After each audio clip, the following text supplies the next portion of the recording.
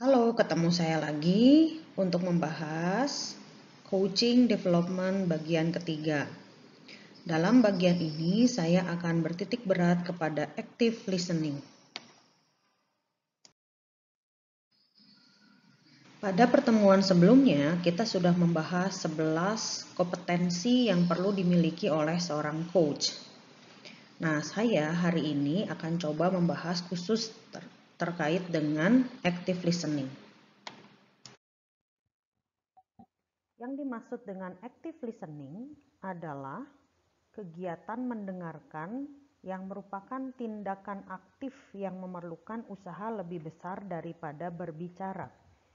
Sebagai coach, Anda tidak hanya mendengarkan kata-kata, tetapi juga bagaimana kata-kata tersebut diucapkan.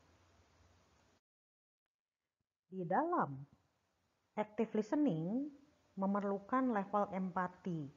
Artinya, coach menempatkan dirinya setara dengan coachee, sehingga dia bisa memahami situasinya dan membantunya mendapatkan wawasan yang lebih luas.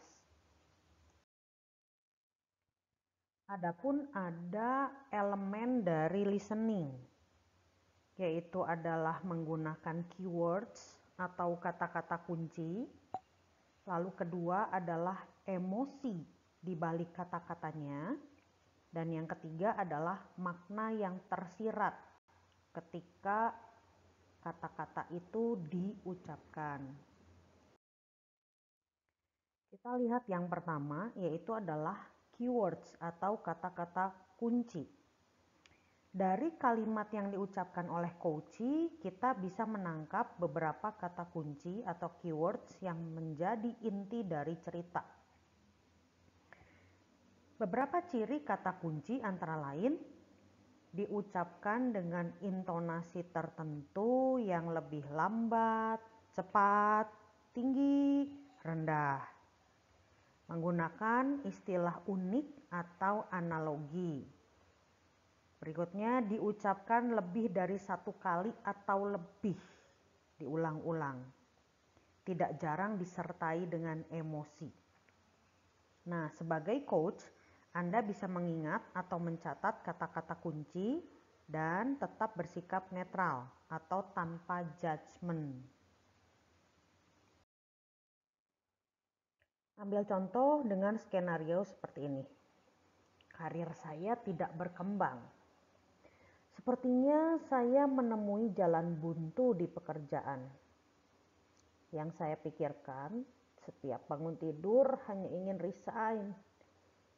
Saya nggak tahu apa saya sebaiknya membuat bisnis atau cari pekerjaan di tempat lain. Nah, keyword apa yang Anda tangkap dari skenario tersebut? Elemen kedua adalah emosi di balik kata-kata. Jadi tidak jarang sebuah kata diucapkan dengan penekanan yang menandakan adanya emosi.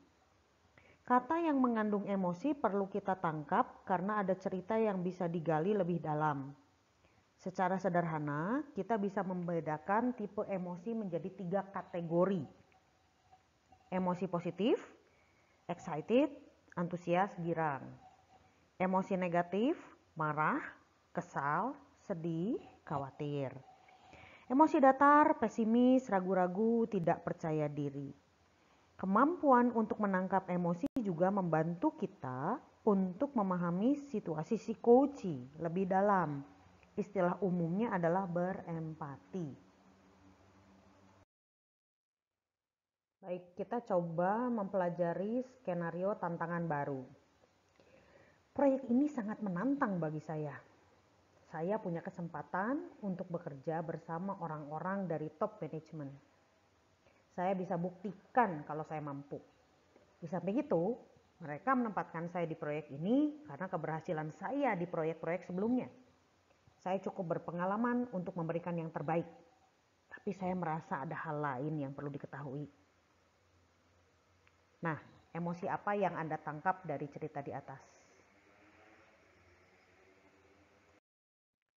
Oke, elemen ketiga adalah underlying meaning. Artinya, kata kunci dan emosi bisa kita tangkap langsung dari hasil mendengarkan atau tersurat. Selain itu, sebagai coach, kita perlu juga mendengarkan makna di balik kata-kata yang terucap atau makna tersirat. Seperti apa yang menjadi keinginan dan harapan, apa yang ia butuhkan, arahan, dukungan, dan kejelasan. Apa yang menjadi masalah atau hambatan jika ada. Selanjutnya, setelah kita memahami elemen-elemen yang sudah kita bahas sebelumnya, maka kita juga bisa menggunakan cara ini, yaitu dengan paraphrasing atau summarizing. Artinya mengulangi kembali apa yang Anda dengar menggunakan bahasa yang lebih singkat. Kedua, menggunakan keywords yang sama seperti yang coach ucapkan. Ketiga, merasakan intensi dan emosi dari kata-kata yang diucapkan berulang. Klarifikasi kembali untuk memastikan Anda tidak salah memahami atau mengerti. Nah, berikutnya juga artinya dengan cara reflecting, yaitu adalah mengutarakan kembali atau mirror back gitu ya, apa yang Anda dengar dan menyampaikan pengamatan dari pendalaman situasi. Lalu juga mendengarkan makna di balik konten cerita, menghubungkan fakta dan informasi dalam satu konteks yang berkaitan. Lalu juga bisa diutarakan pada coach untuk membantu ia mendapatkan kejelasan tentang situasinya.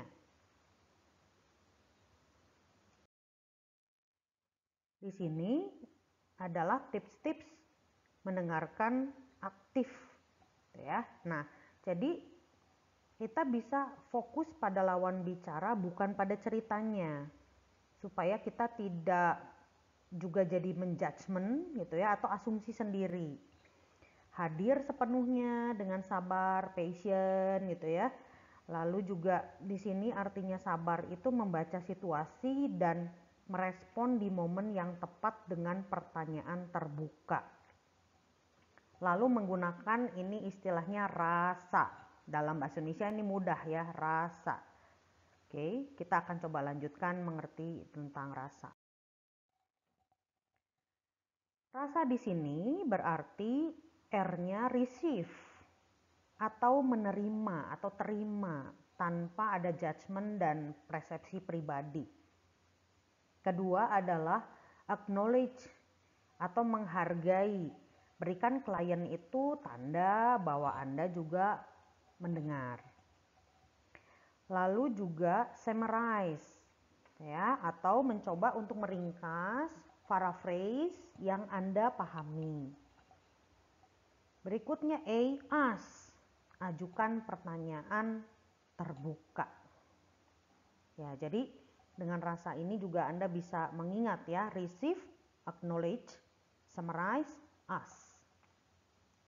Sampai di sini pembahasan mengenai active listening yang menjadi bagian dari coaching development dalam sesi kita hari ini. Terima kasih.